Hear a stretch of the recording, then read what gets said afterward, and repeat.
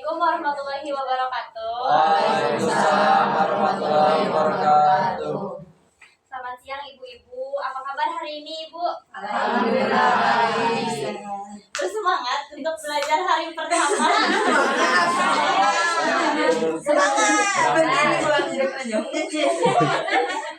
Ada yang masih ingat nama aku? Ingat Ya. Sinta. Nama saya Sintana Liana. Saya aslinya mah dari Ciamis ibu. Dari Ciamis, cuman kuliah di Universitas Siliwangi. Jadi di sini ngekos. Pada bawa buku tulis ya, udah semangat ibu. Mau menulis. Nah sekarang itu akan ada materi mengenai pengelolaan sampah rumah tangga. Sebelum kepada pematerian, saya mau nanya dulu nih ke ibu-ibu. Udah tahu sampah rumah tangga itu apa bu? Belum. Ya. Nah, ibu di rumah suka memisah-misahkan sampah gak? Misalkan yang sisa buah-buahan mah di kresek yang satu, terus yang botol mah di kresek kedua. Suka gitu gak?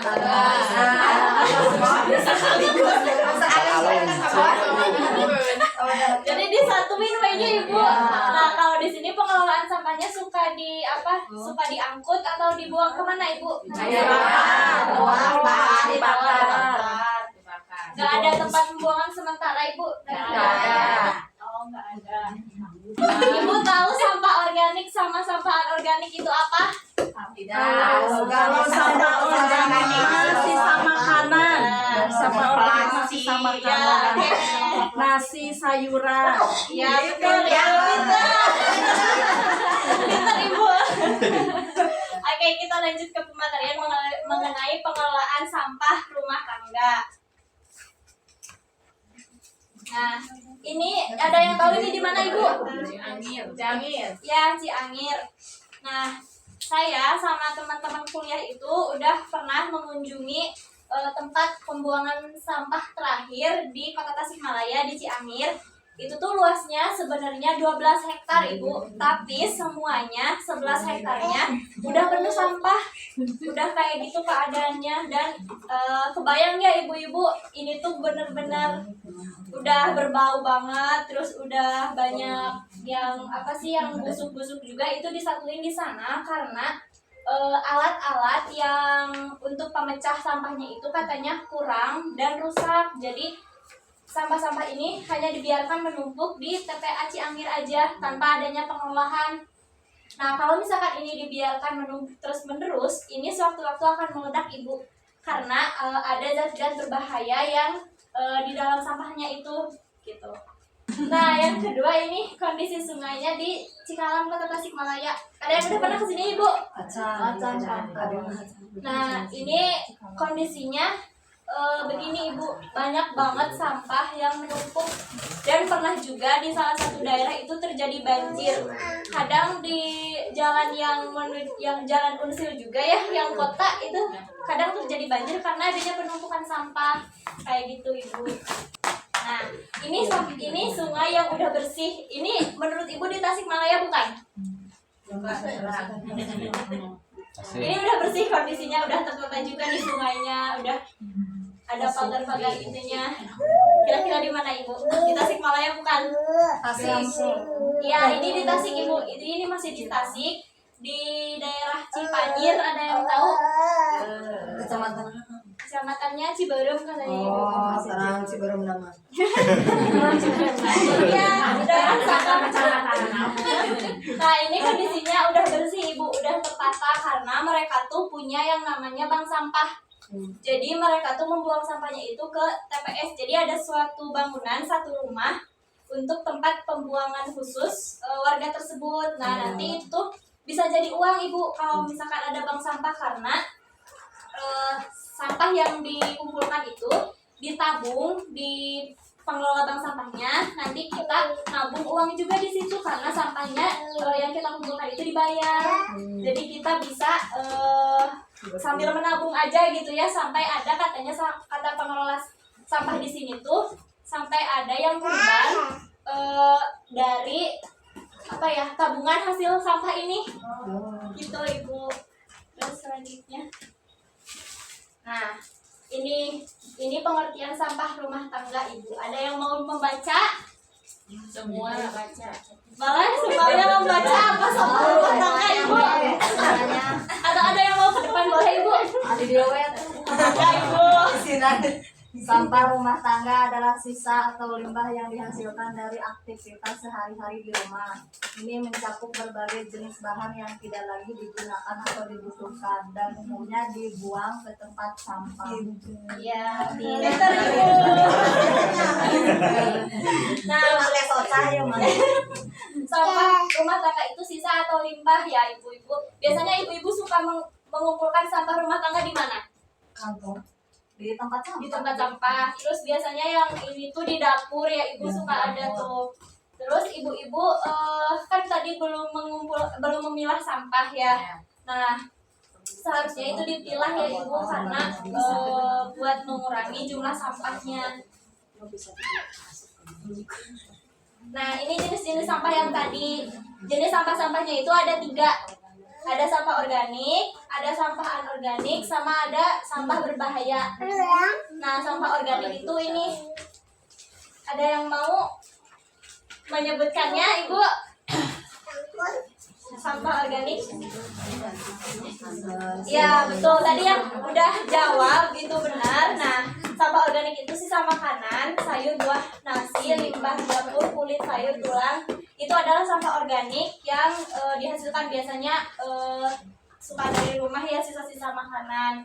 Nah, yang sampah anorganik itu kayak kertas, plastik botol, logam, kayak gitu. Terus sampah berbahaya ada baterai, obat kadaluarsa. Nah, itu tuh menjadi yang berbahaya ibu karena kalau misalkan didiamkan sampah berbahayanya itu akan meledak sewaktu-waktu ibu karena kandungan dari baterai atau obat kadaluarsa itu ada kandungan zat berbahayanya seperti logam sama merkuri itu bisa meledak sewaktu-waktu. Jadi ibu-ibu kalau misalkan punya sampah berbahaya jangan dibiarkan di rumah terlalu lama gitu ya ibu. Selanjutnya, nah, kalian Di salah. apa dia diserat ibu? Kayak di salah sampah. Bangga beli pada diserat.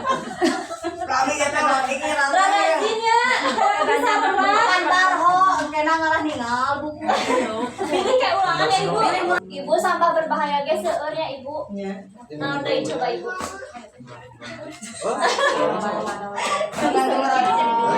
Ya kayak apa sih lampu bekas itu juga termasuk sampah berbahaya. Ya betul ibu. Berbahaya panas.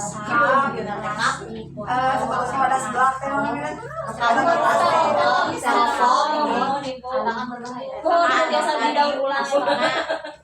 Ibu tas kenal tempat sampah yang merah kuning hijau ini pernah melihat ibu-ibu? Nah, di mana pernah melihatnya ibu-ibu? Di kota. Tidak dapat. Iya.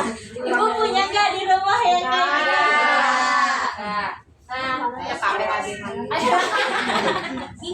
Ini yang warna hijau itu ibu. Nah kalau ibu temui di jalan misalkan ya di rumah sakit kayak gitu, ibu udah tahu belum fungsi-fungsi dari setiap warna tempat sampahnya? Tahu. Nah yang warna hijau itu apa ibu? Organik. Warna kuning? Anorganik. Yang warna merah? Berbahaya. Ibu-ibu sebenarnya di rumah juga kita tuh harus bisa memilah sampah dengan menyediakan 3 tempat sampah ini.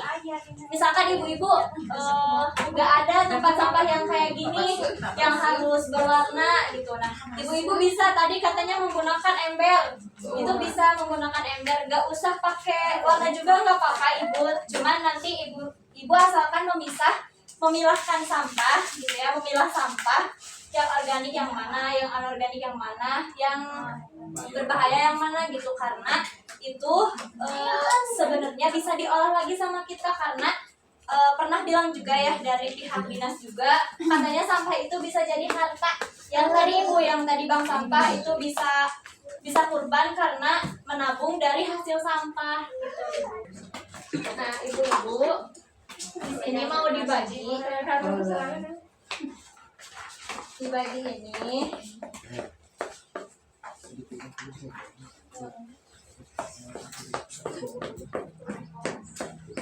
Ini per dua orang aja atau 3 orang bisa ya ibu?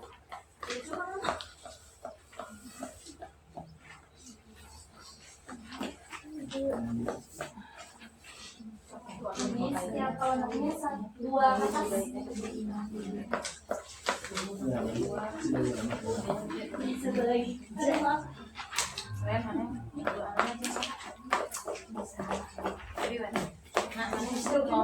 Ibu boleh ya 2 orang atau 3 orang, tapi 2 kertas, pegang 2 kertas itu.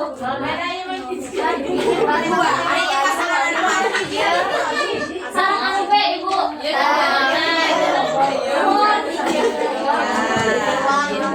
Ya kan sekelompok poinnya ibu. Sudah kebagian semuanya ibu. Yang kelompok 1 mana?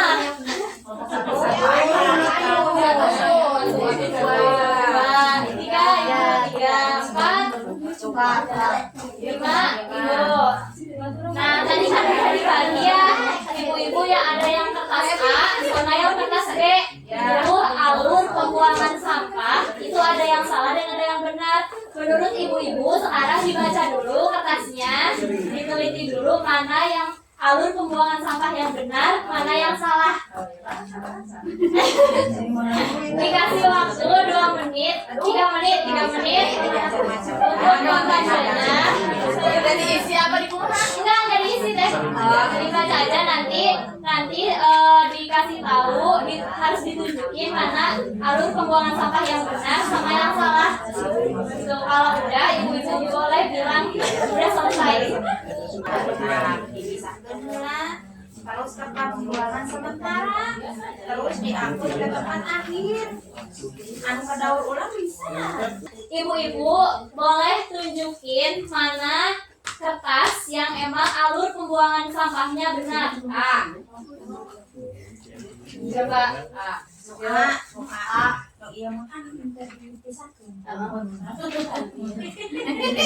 tunjukin yang mana yang benar. Jadi yang mana yang benarnya ibu? Oke, sekarang A yang benar, tapi saya ingin ibu-ibu ada yang menjelaskan kenapa milih A. Karena ada yang benar-benar pertama. Ibu mau ke depan Ayo ibu ke depan. Boleh berdua atau satu orang. Berdua ibu. Berdua aja berdua ibu. Sampai kenalan murid baru kapan Ibu boleh perkenalan dulu namanya siapa biar ini juga pada tahu ibu. Boleh ibu.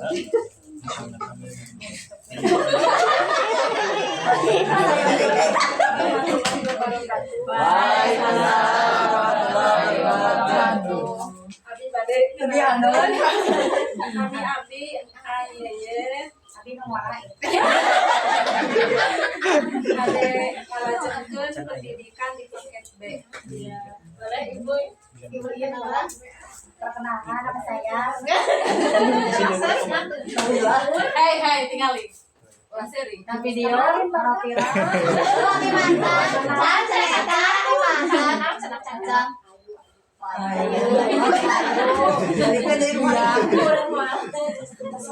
Mangga ibu. Boleh ibu dijelaskan dimulai dari mana dulu ini alur pembuangan sampahnya? Organik, anorganik, berbahaya. Ya, betul. Terus ke TPS, tempat pembuangan sampah sementara. Nah, jadi gede-gede. Sampah organik, non-anorganik. Nah, sampah yang bisa didaur ulang naik ke atas. Ini kan gerak gambar.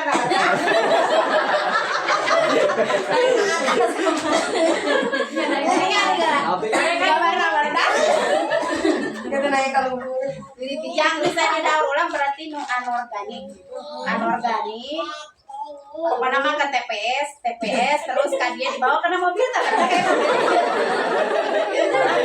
Mobil terus langsung naik keluar. Terus naik keluar kan dia tak daur ulang sampah kata. Terus si daur ulang teh naik teh ke urang mana? Kenapa kembali lagi ke kitanya ibu? Hah? Karena kan sudah didaur ulang. Ya, karena sudah didaur ulang menjadi namanya yang bisa kita gunakan deh lah pokoknya mah. Iya, oke. Tepuk tangan ibu. Boleh duduk ibu. Nah ini emang yang benernya ibu, jadi nah ibu-ibu itu tadi benar harus memilah sampah terlebih dahulu di rumah itu, harus dipilah dulu mana yang bisa didaur ulang, mana yang tidak. Nanti ibu-ibu mengumpulkan di tempat pembuangan sementara ya, kalau misalkan ya idealnya gitu ya, seperti ini pembuangan sampah yang benar itu. Nanti ini didaur ulang. Nah ini tuh ada yang langsung ke tempat pemrosesan akhir, ada yang didaur ulang. Nah ini didaur ulang itu tidak semua sampah bisa didaur ulang ibu. Tadi sampah yang bisa didaur ulang itu apa aja ibu? Plastik. Iya, terus apa aja lagi? Kertas. Iya. Apa sampah organik bisa didaur ulang nggak? Ya bisa, berarti ibu bisa didaur ulang. Oh ya. Belum. Bisa didaur ulang ibu. Didaur ulang. Nah ini kembali lagi pengolahan menjadi bahan baku atau barang baru. Tadi benar ya kata ibu Ayu, benar kalau misalkan barang yang udah didaur ulang ini kembali lagi ke kita menjadi barang yang bermanfaat dan bisa menghasilkan uang juga ibu. Kalau misalkan kita ibu suka lihat gak yang kerajinan dari cangkang kopi yang kayak gitu, tas ya yang gitu. Nah itu kan bisa dijual kembali gitu kan, bisa menghasilkan uang. Nah ini yang salah ibu, ini yang sering dilakukan ya, karena kita tidak memilahnya terlebih dahulu di rumah. Kita tidak memilah sampahnya di rumah, jadi kita langsung nunggu pengepul sampah buat mengangkut atau langsung dibuang ke tadi kemana ibu buangnya? Bor, ya. pamangkin. Nah ini nanti kalau misalkan dikumpulkan di tempat pembuangan sampah sementara akan langsung ke tempat pembuangan akhir yang nantinya kayak tadi tempat pembuangan akhir itu benar-benar menumpuk sampahnya dan sewaktu-waktu bisa meledak. Dan kata pihak yang pengelola tempat pembuangan sampah ini, tempat pembuangan akhir ini hanya bisa berfungsi 2 tahun atau 3 tahun lagi jika sampahnya tidak dikurangi gitu, ibu. Sebelum membahas ini, kenapa saya mau tanya dulu kenapa kita harus memilah sampah dari rumah? Ada yang tahu? Alasannya ibu? Alasannya biar aman. Ya, Tidak menumpuk. ya betul. Bersih. Kapetan, sentosa. Iya, lingkungan jadi bersih, jadi aman. Maksudnya nggak khawatir terhadap sampah zat berbahaya yang Dari nyamuk. Iya, terhindar dari nyamuk juga. Nah, sekarang ada pemanfaatan sampah rumah tangga. Tadi sampah organik itu bisa jadi pupuk kompos. Iya, ibu pernah bikin pupuk kompos? Langsung ke hayamkeun. Eta teh pamitos buruk dipakai naon teh? Cabe. Di gimana ini bu? Diduruk. Iya ibu. Nah ini dipakai gemuk. iya bisa. Nah ini jadi pupuk kompos. Pupuk kompos itu biasanya tanah, terus apa sih sisa-sisa bahan organik gitu, ya kotoran hewan itu bisa. Nah yang ini itu ekoenzim. Ada yang udah tahu ekoenzim ibu? Saya bawa contohnya. Ekoenzim itu kayak gini ibu. Ekoenzim Jika madu. Hasil jika madu itu dia udah naon sih dulu. ya kayak difermentasi. Saya keluar. Iya. sih tetap kenyapul tidak euteun. Kami mah tidak tempat sampah, Iya. pembuangan sampah. Jadi ini tuh bahan pembuatan ini tuh dari sisa kulit buah, tapi yang seger ibu. Nanti guru.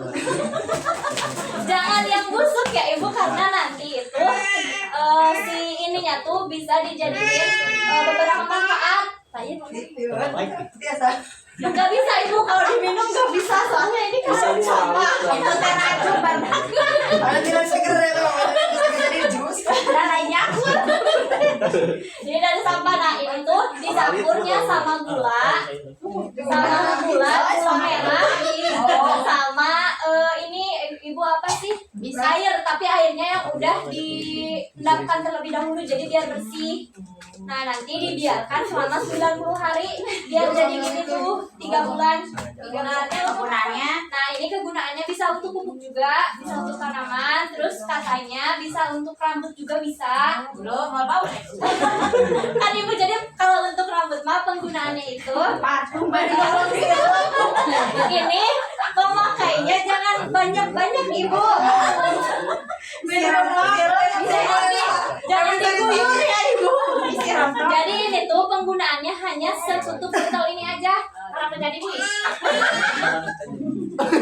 Ya ibu. Nah nanti sebelum keramas ibu-ibunya nanti pakai ini, didiemin dulu selama 15 menit, atau enggak pakai ini yang disemprot ibu, dipindahin ke wadah yang disemprot. Nanti disemprot-semprot aja, terus nanti didiemin selama 15 atau 10 menit. Nah nanti ibu-ibu bilas langsung keramas pakai sampo ibu. Jadi sebelum pakai sampo pakainya itu. Nah terus katanya yang kata pengelolanya juga ini tuh bisa buat kayak kalau misalkan gatal-gatal kayak gitu, kayak gatal-gatal katanya bisa ibu.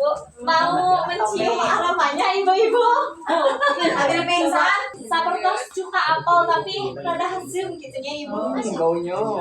Iya jangan diminum ya ibu-ibu, tidak dianjurkan. Katanya kalau ke kulit juga bisa, tapi itu manfaatnya hanya melembabkan kulit saja. Iya.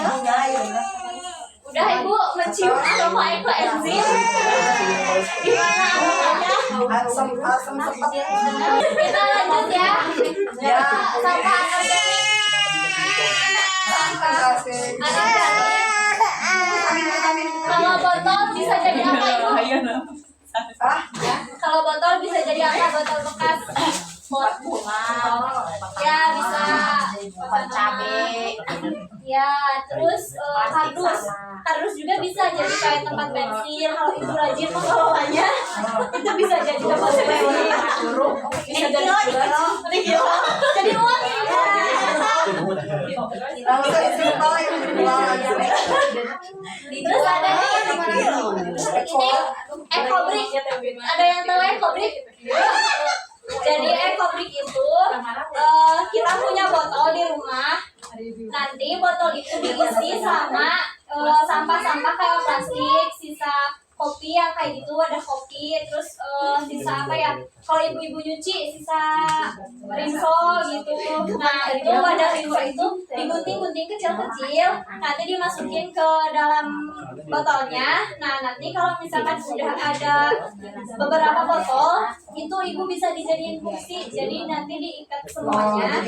Nanti ada ya jadi padat, jadi menahan apa ya, bisa kuat. Bersih untuk nama. Bersih. Ya bersih cina ibunya bahasa gitu ibu. Nah untuk yang sampah berbahaya tadi tidak dapat didaur ulang karena emang bahannya berbahaya gitu ya. Sampah akan menjadi sahabat jika pengelolaannya baik, tapi sampah pun akan menjadi musuh jika pengelolaannya sembarangan. Karena kalau pengelolaannya sembarangan pasti akan menimbulkan bau kan ibu. Ya itu akan menjadi musuh. Nah, ini udah selesai materinya. Sekarang ibu-ibu ada yang ditanyakan atau enggak tentang pengelolaan sampah rumah tangga? Mau ada yang bertanya? tadi cara tadi ekoenzim Oh, cara membuat 90 ekoenzim. hari tadi yang didiamkan sama 90 hari. Iya. Tadi pertama-tama Oh, jadi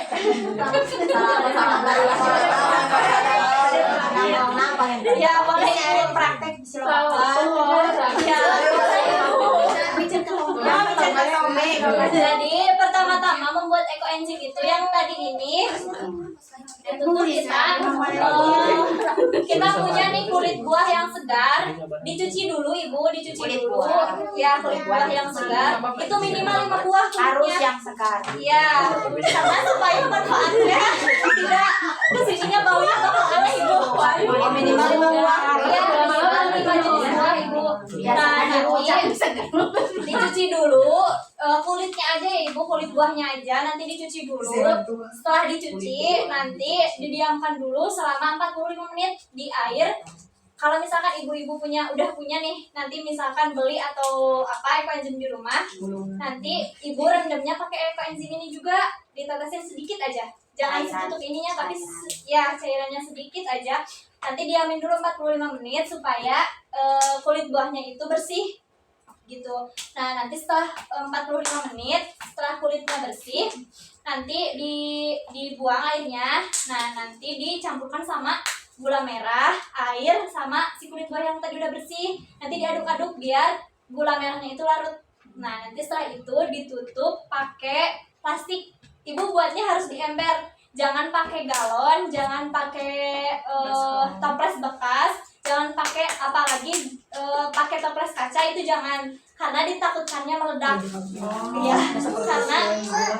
Iya, karena ini mengandung zat asam yang tinggi ibu, jadi dikhawatirkannya meledak kayak gitu. Nah, setelah tadi dicampurkan sama gula merah sama air, ditutup pakai plastik dulu, nanti baru ditutup pakai tutup embernya. Setelah itu pakai selotip atau selosiban ibu. Ya, biar soalnya kalau pengendapan selama 90 hari itu tidak boleh terkena udara. Tidak boleh terkena udara, terus ibu juga selama 90 hari itu tidak boleh dibuka. Jadi tidak boleh dibuka tutup supaya hasilnya bisa sempurna gitu ibu. Karena kalau misalkan dibuka tutup nanti di suhu ruang atau di suhu ruang aja ibu. Kalau misalkan dibuka-buka nanti warnanya sama baunya akan tercemar, ya akan tercemar sama udara yang masuk gitu. Jadi nanti warnanya juga akan lebih hitam kalau misalkan dibuka-buka gitu. Mungkin kalau misalkan tidak ada pertanyaan lagi dari saya dicukupkan sekian ya. Terima kasih kembali ibu-ibu udah antusias belajarnya, semangat belajarnya udah bagus, udah sampai membawa buku dan menulis. Mungkin sekian yang dapat saya sampaikan. Terima kasih. Wassalamualaikum warahmatullahi wabarakatuh. Waalaikumsalam warahmatullahi wabarakatuh.